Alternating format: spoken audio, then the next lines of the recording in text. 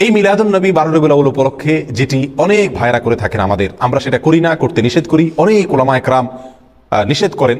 সেটা কেন নিষেধ করেন তার বলছি, আমরা কয়েকটি কারণ উল্লেখ করব। নাম্বার 1, সর্বপ্রথম কারণ হলো রবিউল আউয়ালের 12 তারিখে নবী জন্মের আনন্দ উৎসব বা ঈদে মিলাদুন নবী যে পালন করা হয়ে থাকে, এর ভিত্তিটা একেবারেই দুর্বল।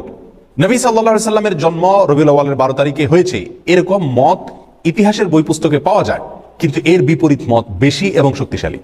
নবী সাল্লাল্লাহু আলাইহি সাল্লামের জন্ম রবিউল আউয়াল মাসে হয়েছে, এটা মোটামুটি প্রায় নিশ্চিত, কিন্তু এই মাসের কোন তারিখে হয়েছে সে তারিখটা নিয়ে ইতিহাসবিদদের মধ্যে নানা রকমের মত পাওয়া যায়। সবচাইতে গ্রহণযোগ্য মতগুলোর ভিতরে অন্যতম হলো 9 রবিউল আউয়াল। একেবারে সিরাতে ইবনে হিশাম থেকে নিয়ে রাহিকুল মাখতুম পর্যন্ত হাল আমলের নবী সাল্লাল্লাহু আলাইহি সাল্লামের জীবনী, তার জীবন আদর্শের উপরে, তার জীবন চরিত্রের উপরে যত গ্রন্থ রচিত হয়েছে, তার জন্ম বৃত্তান্ত, তার জন্মের তারিখ নিয়ে যত বিশ্লেষণ আছে, তার সবগুলোকে যদি আপনি অ্যানালাইসিস করেন তাহলে দেখবেন যে মোটামুটি রবিউল আউয়াল মাসের 9 তারিখ, 11 তারিখ, 12 তারিখ, বিভিন্ন তারিখ ইতিহাসের কিতাবগুলোতে আসছে। অর্থাৎ রবিউল আউয়ালের 12 তারিখেই তিনি জন্মগ্রহণ করেছেন, এই বিষয়টি কি না? চূড়ান্ত না যে নবী সাল্লাল্লাহু আলাইহি সাল্লামের মৃত্যু হয়েছিল রবিউল আউয়ালের 12 তারিখে।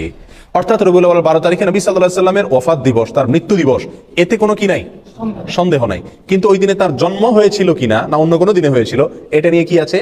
সন্দেহ আছে। তাহলে এই প্রথম পয়েন্টটি আমরা পেয়ে গেলাম, যে কারণে আমরা ঈদে মিলাদুন নবীকে বিদআত বলি, এর সঙ্গে ইসলামের কোনো সম্পর্ক নাই এটা বলি। তার প্রথম কারণ হলো রবিউল আউয়াল 12 তারিখে নবী সাল্লাল্লাহু আলাইহি সাল্লামের জন্ম হয়েছে, এই জিনিসটা কি না? চূড়ান্ত না। তবে মৃত্যু হয়েছে, এই জিনিসটা চূড়ান্ত। নবী সাল্লাল্লাহু আলাইহি সাল্লামের মৃত্যু দিবসে কোনো মুমিন কি হতে পারে না? খুশি হতে পারে না, আনন্দ বা উৎসব করতে পারে না। এটা হলো প্রথম কথা। নাম্বার 2, নবী সাল্লাল্লাহু আলাইহি সাল্লাম তিনি নিজে তার জন্মদিবস পালন করেছেন নাকি করেন নাই? কোন সাহাবী তার জন্মদিবস, নবী সাল্লাল্লাহু আলাইহি সাল্লামের জন্মদিবস পালন করেছেন নাকি করেন নাই?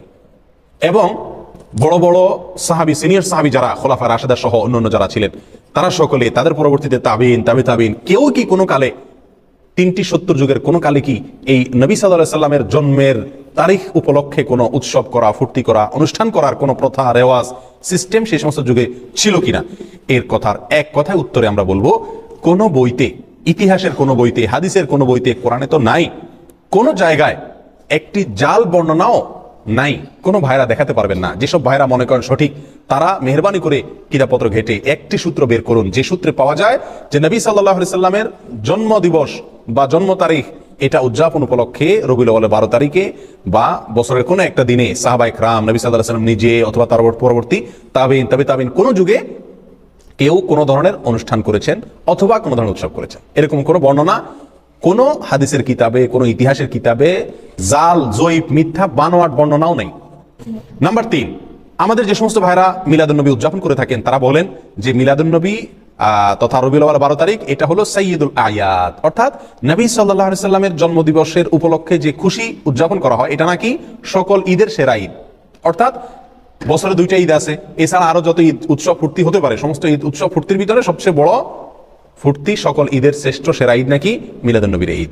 সেসব ভাইদের কাছে আমরা প্রশ্ন রেখে বলতে পারি যে শরীয়তে 2টা ঈদ আছে, নবী সাল্লাল্লাহু আলাইহি সাল্লাম আমাদের জন্য 2টা ঈদ রেখে গেছেন, একটা ঈদুল ফিতর আর একটা ঈদুল আযহা। এর বাইরে আরেকটা ঈদ আছে, সেটা হলো সাপ্তাহিক ঈদ, শুক্রবারের দিন।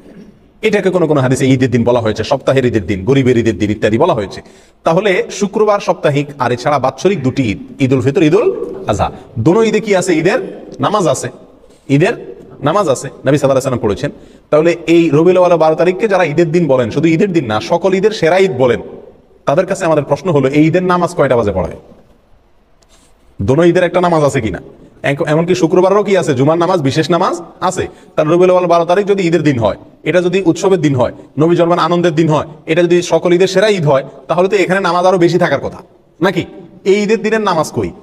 তাহলে বোঝা গেল এটা বানোয়াট, এটা নিজেরা আবিষ্কার করেছেন, মিশর থেকে এটা আবিষ্কার হয়েছে, এটা কোরআন এবং সুন্নাহ থেকে আসে নাই। যদি আসতো তাহলে সকল ঈদে কি থাকে? ঈদের নামাজ থাকে। এই ঈদের নামাজ গেল কই? আর সবচেয়ে বড় কথা হলো, ঈদে বছরে 2টি ঈদ আছে আর সপ্তাহের একটা ঈদ, এর বাইরে শরীয়তে আর কোনো ঈদের ধারণা আমাদেরকে দেওয়া হয় নাই। অতএব এই দিনটাকে যদি কেউ নতুন করে ঈদের দিন মনে করেন, তাহলে কেমন যেন তিনি নবী সাল্লাল্লাহু আলাইহি সাল্লামের দেওয়া 2টা ঈদে খুশি না। নবী সাল্লাল্লাহু আলাইহি সাল্লামের দেওয়া 2টা ঈদে কি না? খুশি না। উনি নবী সাল্লাল্লাহু আলাইহি সাল্লামের 2টা ঈদে পরিতৃপ্ত না, ওইটা মানতে রাজি না। এই জন্য উনি আরেকটা ঈদ কি করলেন? যুক্ত করে নিলেন। প্রিয় ভাইরা, এটা যদি সকল ঈদের সেরা ঈদ হতো, তাহলে মদিনায় আসার পরে সাহাবায়ে কেরাম যখন নবী সাল্লাল্লাহু আলাইহি সাল্লামকে বললেন, ইয়া রাসূলুল্লাহ, ইহুদিরা তারা তাদের উৎসবের দিন আছে, আমাদের জন্য আপনি উৎসবের দিন ঠিক করে দেন। তাহলে নবী সাল্লাল্লাহু আলাইহি সাল্লাম সেদিন বলতে পারতেন, ঠিক আছে, তো আমার জন্মদিন তো উৎসবের দিন, এটা তোমরা পূর্তি করো। কিন্তু তা তো নবী সাল্লাল্লাহু আলাইহি সাল্লাম বলেন নাই। প্রিয় ভাইরা, কোনো জাল হাদিসও নাই। তাহলে বোঝা গেল যে এই তথাকথিত নবী জন্মের আনন্দ উদযাপন করা, এই আনন্দ উদযাপন করা, এটা শরীয়তের ভিতরে আরেকটা ঈদ যুক্ত করা হয়। আর এটা কি বলা হয়? বিদআত। এটা কি বলা হয়? কি? বিদআত। নবী সাল্লাল্লাহু আলাইহি সাল্লাম আমাদেরকে দুটি ঈদ দিয়ে গেছেন। আমরা যদি আরেকটা ঈদের আবিষ্কার করি, সেটা যত সৎ উদ্দেশ্যেই করি, যত ভালো উদ্দেশ্যেই করি না কেন, ভালো তো সেটাই যেটা নবী সাল্লাল্লাহু আলাইহি সাল্লাম আমাদেরকে ভালো হিসাবে বলে গেছেন, করে গেছেন। আর নতুন কোন যদি ভালো আমরা যোগ করি, আবিষ্কার করি, যুক্ত করি, তাহলে সেটাকে বলা হয় কি? বিদআত। বিদআত কি জিনিস? আমরা অনেকে মনে করি বেদাত মানে হলো বাহ্যিকভাবে খারাপ জিনিস। না ভাই, বেদাত ওই কাজকে বলা হয় যে কাজটাকে মানুষ ভালো মনে করে, অথচ শরীয়তে সেটার কোনো নির্দেশ নাই। এটাই বেদাত। বেদাত জিনিসটা যারা করেন তারা সকলে এটাকে ভালো কাজ হিসাবে জেনেই করেন। ওই ভালো কাজকে বেদাত বলা হয় যে ভালো কাজকে ওই কাজের কর্তা ভালো মা কাজ মনে করেন, অথচ কোরআন সুন্নাহ তার কি নাই? নির্দেশ নাই। সেটাই তো বেদাত। নতুন করে ঈদে মিলাদুন্নবী উদযাপন করা আর একটা ঈদ শরীয়তের ভিতরে যুক্ত করা, এই কারণে আমরা এই মিলাদুন্নবী তথাকথিত মিলাদুন্নবী আমরা উদযাপন করি না এবং এর সঙ্গে ইসলামের সম্পর্ক নাই বলি। নাম্বার 4, নবী সাল্লাল্লাহু আলাইহি সাল্লামের জন্মের কারণে, ওনার জন্মের কথা শুনে সর্বপ্রথম আনন্দ প্রকাশ করেছিলেন তার চাচা আবু লাহাব। তার চাচা আবু লাহাব। আবু লাহাবকে নবী সাল্লাল্লাহু আলাইহি সাল্লামের জন্মের সংবাদটা সর্বপ্রথম দিয়েছিল আবু লাহাবের একজন কৃতদাসী বাদী, তার নাম ছিল সুয়াইবা। এই সুয়াইবা নামক বাদিয়ে দৌড়ে এসে মালিকরে, আবু লাহাবকে সংবাদ দিয়েছিল যে মালিক, সুসংবাদ নেন, আপনার যে ভাই মারা গেছেন বাচ্চা পেটে রেখে, সে ভাই আব্দুল্লাহর ঘরে ছেলে হয়েছে। নবী সাল্লাল্লাহু আলাইহি সাল্লামের জন্মের এই সুসংবাদটা দিয়েছেন সর্বপ্রথম সুয়াইবা নামক বাদিয়ে। কাকে? আবু লাহাবকে।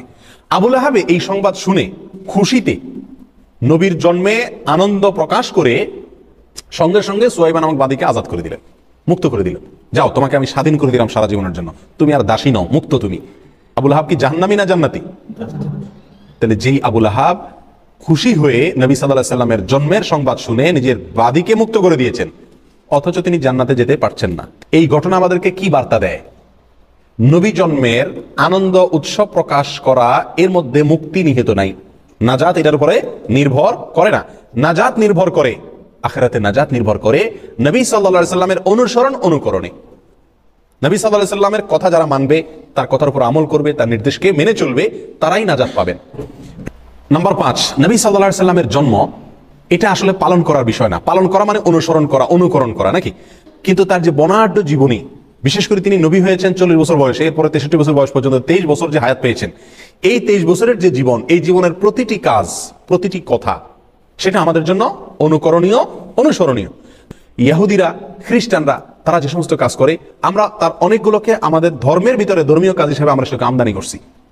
নবী সাল্লাল্লাহু আলাইহি সাল্লাম বহু বছর আগে বলে গেছেন, লা তাত্তাবিউন্না সুনানা মান কানা ক্বাবলাকুম, তোমরা তোমাদের পূর্বে যে সমস্ত জাতি গত হয়ে গেছে তাদের অনুসরণ করবা, একেবারে শিবরান বিশিবরিন ওয়া যিরাআন বিযরাইন, বিগতে বিগতে, হাতে হাতে। তারা যদি গর্তে ঢুকে, তোমরাও যায় গর্তে ঢুকবা, এরকম তাদেরকে অনুসরণ করবা। খ্রিস্টানরা ঈসা আলাইহিস সালামের জন্মদিবস উদযাপন করে, তাদের ধর্মীয় কর্মকাণ্ড হিসাবে তারা এটা করে। এটা দেখে আমাদের অনেক ভাইরা চিন্তা করলেন, তাহলে আমাদের নবীর একটা জন্মদিবস, সম্ভাব্য জন্মদিবস আমরা ধরে আমরা উদযাপন করি। এটা মূলত আসছে খ্রিস্টানদের কাছ থেকে, এই কারণে আমরা এই দিবসটা কি করি না? উদযাপন করি না।